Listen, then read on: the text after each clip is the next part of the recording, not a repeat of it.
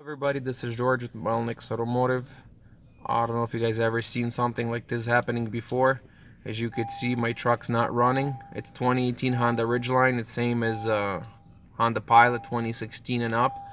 My truck is not running. I'm gonna start it up. Once I start it all up, as you could see, the truck is running perfectly fine, except it's giving me the keyless issue. But look what happens when I turn the truck off.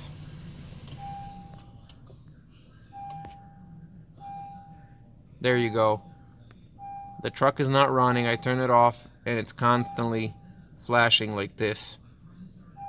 Looks like there's something wrong with the gauge control module, or maybe with the remote starter, because the vehicle has a factory remote starter system on this car. So stay tuned, we'll show you how to fix this if you have this issue.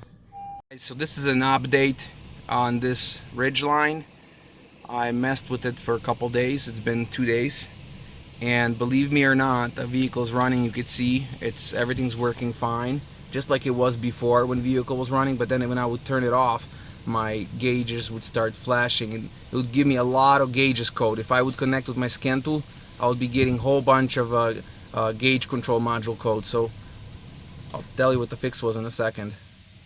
As you can see, everything's working perfectly fine, and I'm starting it back up.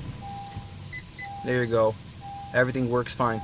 The problem was in the battery right here.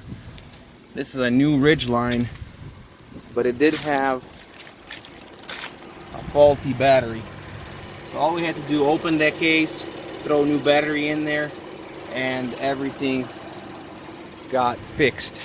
But it got my head spinning, because at first I thought it was a bad ground, so I had to check all my grounds. And like I said, for something simple like that, like a bad battery, even though that battery had enough amps to start the car, it was starting the car perfectly fine. But then when I would turn it off, it was doing that.